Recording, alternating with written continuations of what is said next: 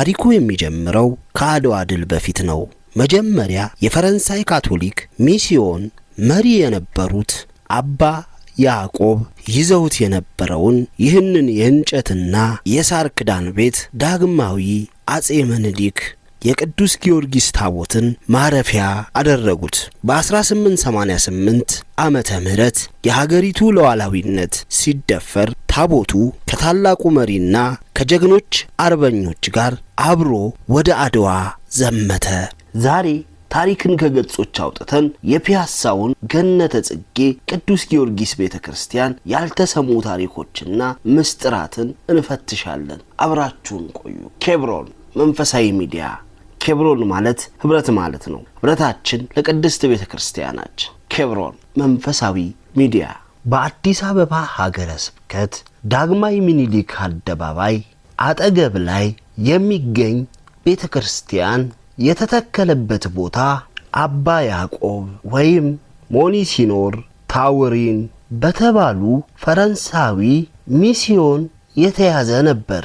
በቦታው ላይ በግራኝ የጠፋ ቤተክርስቲያን ፍራሽ ነበር።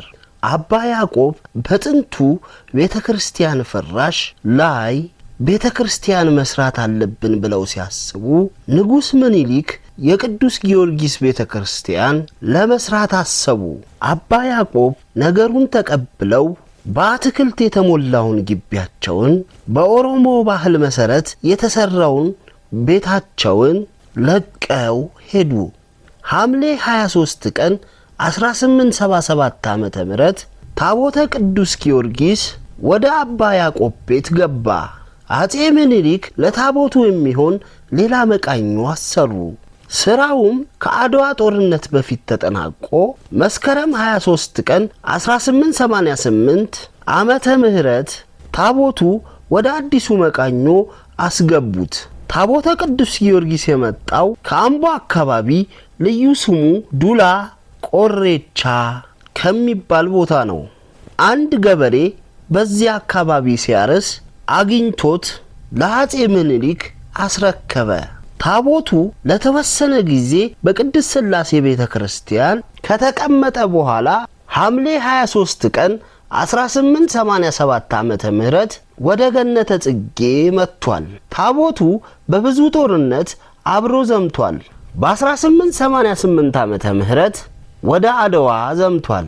በጥቅምት 1909 ዓመተ ምህረት ከራስ ተፈሪ ጋር ወደ ሰገሌ ጦርነት ዘምቷል። በ1928 ዓመተ ምህረት ደግሞ ወደ ማይጨው ጦርነት ዘምቷል። አጼ ምኒልክ ወደ አድዋ ሲዘምቱ መጀመሪያ ወደዚያ ቤተክርስቲያን መጥተው ጸሎት አድርሰው በድል ቢመለሱ ዋናውን ቤተክርስቲያን ሊያሰሩ ስለተሰለው ነበር። ከአድዋ መልስ 10 ዓመት ቆይተው በየካቲት 23 ቀን 1900 ዓመተ ምህረት አጼ ምኒልክ መኳንንቱና ህዝቡ ተሰብስበው በአቡነ ማቴዎስ መሰረት ተጣለ። ስራውን ለማፍጠን አጼ ምኒልክ የጢስ ባቡር ከአውሮፓ አስመጥተው ነበር። የደብሩ መገንቢያ ድንጋይ የተመላለሰው የሰርኪስ ባቡር በሚባለው ለኢትዮጵያ የመጀመሪያው በሆነው በዚህ መኪና ነው። ከዳግማዊ ምኒልክ ቤተ መንግስት እስከ ቤተ ክርስቲያኑ የሚደርስ መንገድ ተሰርቶ ነበር። በመሃሉ አጼ ምኒልክ ቢታመሙ በተወካይ ስራው ቀጠለ። የቤተ ክርስቲያኑ አርክቴክት አርፋኒሲስ የተባለ ግሪካዊ ሲሆን መሐንዲሱ ደግሞ ሙሴ ካስታኛ የተባለ ጣሊያናዊ ነበር። የግንባታው ወጪ በአብዛኛው የተሸፈነው በመንግስት ነው። አጼ ምኒልክ 40 ሺህ ብር አውጥተዋል። ጉልላቱ የተሰራበት ብረት ከፈረንሳይ የመጣ ነው። ድንጋዩ ከኮተቤ ቀበናና አምቦ በአህያና በበቅሎ የሚጎተተው ጋሪ ተጭኖ ቀርቧል። የመጀመሪያውን ስዕል የሳሉት አለቃ ህሩይ ናቸው። የአድዋ ድል በብሔራዊ ደረጃ መከበር የጀመረው እዚህ ነበር። እንደ መርሴ ሐዝነ ቂርቆስ ከሆነ የቤተ ክርስቲያኑ ቅዳሴ ቤት የካቲት 23 1904 ዓመተ ምህረት ሲከብር ህንጻው ተፈጽሞ ነበር። ይሁን እንጂ የፍጻሜ ስራው የቀረው ይመስላል። በዓሉ የተከበረው በሚከተለው ሁኔታ ነበር። በመካኒሳ ሜዳ ድንኳን ተጥሎ በሚያዝያ 22 ቀን ታቦቱ ከመቃኞ ወጥቶ አደረ። ካህናቱም እዚያው መሐሌት ቆመው አደሩ። የበዓሉ ዕለት ልጅ ኢያሱና መኳንንቱ መጡ። ረፋዱ ላይ ነጋሪት በበቅሎ ተጭኖ እየተጎሰመ ጉዞ ወደ አራዳ ጊዮርጊስ ሆነ። ዑደት ሆኖ አቡነ ማቴዎስ ካሳረጉ በኋላ 23 ጊዜ መድፍ ተተኮሰ። በዚህ ጊዜ የመራቤቴ ሊቅ አለቃ ጽጌ ሻውል ቅኔ ተቀኙ። ይሁን እንጂ በ1906 ዓመተ ምህረት አጼ ምኒልክ ሲያርፉ ግንባታው ገና አልተጠናቀቀም ነበር። በ1909 ዓመተ ምህረት ያስፈጸሙት ልጃቸው ንግሥተ ነገሥት ዘውዲቱ ናቸው። በዚህ ደብር በ1909 ዓመተ ምህረት ንግሥተ ነገሥት ዘውዲቱ በ1923 ዓመተ ምህረት ቀዳማዊ ኃይለ ሥላሴ ዘውድ ጭነውበታል። በ5 ዓመቱ የጣሊያን ወራሪ በአድዋ ጦርነት ቂም የያዘ ቤተክርስቲያኑን ለማፍረስ ምክንያት ይፈልግ ነበር። በ1930 ዓመተ ምህረት የካቲት 12 ቀን በግራዛይኒ ላይ ቦምብ መወርወሩን ምክንያት አድርጎ የአርበኞች መደበቂያ ነው በማለት ቤተክርስቲያኑን ጋዝ አርከፍክፎ አቃጠለው። ቤተክርስቲያኑ ከውጫዊው ይልቅ ውስጣዊው ተጎድቷል። ግምጃ ቤቱ ሲቃጠል ብዙ መጻሕፍትና ፋይሎች ተቃጥለዋል። የቤተክርስቲያኑ ስዕሎችም ተቃጥለዋል። ይህ አልበቃ ብሎ የመቅደሱን ግድግዳ ጥቁር ቀለም ቀብቶት ነበር። ቀለሙ ሙሉ ለሙሉ የለቀቀው በአጼ ኃይለ ሥላሴ 25ኛ ዘመን የዘውድ በዓል ሲከበር በተደረገ እድሳት ነው። ከፊል ካህናት ሲታረዱ፣ ከፊሉ ታስረው ወደ ሞቃዲሾ ተወሰዱ፣ ሌሎች ደግሞ ተሰደዱ። ታቦቱ ግን መምህር በየነ ወልደ ዮሐንስ በተባሉ ካህን አማካኝነት ራስ አበበ ወልደ አረጋዊ ወደ ነበሩበት ሰሜን ሸዋ ጎሽ በዶ አጼ ዋሻ ማርያም በድብቅ ስለወሰዱት አልተገኘም። የተመለሰው ከድል በኋላ ግንቦት 23 ቀን 1934 ዓመተ ምህረት ነው። አሁን ያለውን ስዕል የሳሉት ሜትር አርቲስት አፈወርቅ ተክሌ ናቸው። በ1889 ዓመተ ምህረት የአድዋ ድል 7ኛ ዓመት በዚህ ቤተክርስቲያን ሲከበር 60,000 ሰዎች የተጋበዙ ሲሆን 8,000 ከብቶች ታርደዋል። ገዳሙ 467 ጋሻ መሬት ነበረው። ከዚህ መካከል አብዛኛው በንጉስ ምኒልክ የተሰጠ ነው። ከዚህ ሁሉ ዘመናት በኋላ በዚህ ትውልድ በመታደስ ላይ ይገኛል። እነሆ የትውልድ ጥሪ እየተደረገ ነው። ይምጡ፣ የበረከቱ ተካፋይ ይሁኑ።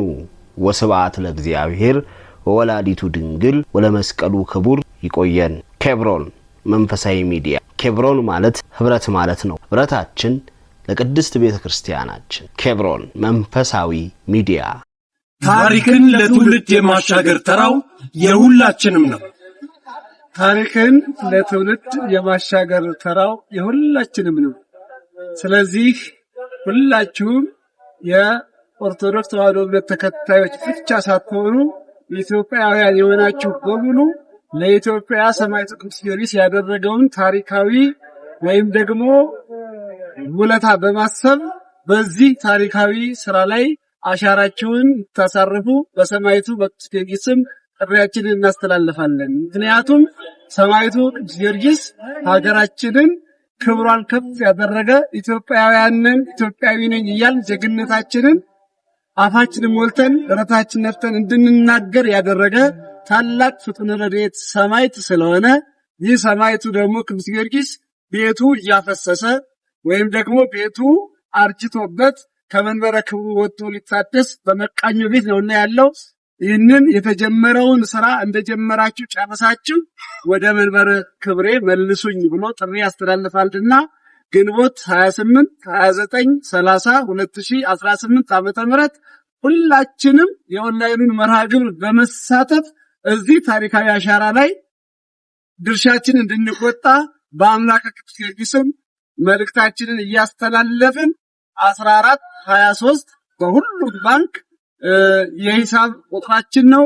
14 ጻድቁ አባታችን አቡነ አረጋዊ በዚህ ደብር የሚከበሩበት ታቦታቸውም ጽላታቸውም ያለ ሲሆን 23 ደግሞ የሰማዕቱ የቅዱስ ጊዮርጊስ የዕለተ ቀኑ ነው። ስለዚህ ሁላችንም ይህ ሰማዕት ቅዱስ ጊዮርጊስ በአድዋው ድል በፈጸመው ተጋድሎ ወይም ደግሞ በፈጸመው ታሪክ በ1928 የጦር ፍርደኛ ሆኖ እሳት ሁሉ እንዲቃጠልበት የሆነና ከዛ እሳት አባቶቻችን በሰሩት በእሳተ ከላው የዳነ ምንም ያልሆነ ቤተክርስቲያን ያልተቃጠለ ነው። ስለዚህ ዛሬ ግን በተለያየ ምክንያት የውሃ ስርገትና የእርጅናም ከ130 ዓመት በላይ ስለሆነው ስለተጫነው ይህንን ለማደስ ትውልዱ ተነስቷል።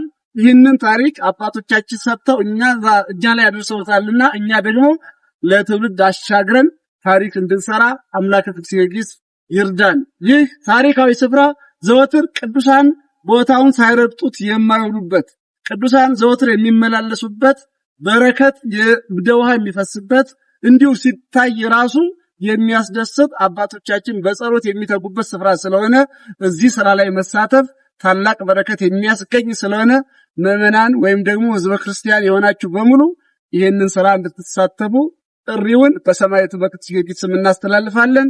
ግንቦት 28፣ 29 እና 30 ተገናኝተን ታሪክ እንድንሰራ እግዚአብሔር ይርዳን። አባቶቻችን ታሪክ ሰሪዎች ናቸው። እኛ የነሱ ልጆች ነን። ታሪክ እንሰራለን ብለን እናምናለን። እኛ ባሪያዎቹ ለመስራት ተዘጋጅተናል፣ ተነስተናል። አምላካችን እግዚአብሔር ያከናውንልናል። አመሰግናለሁ።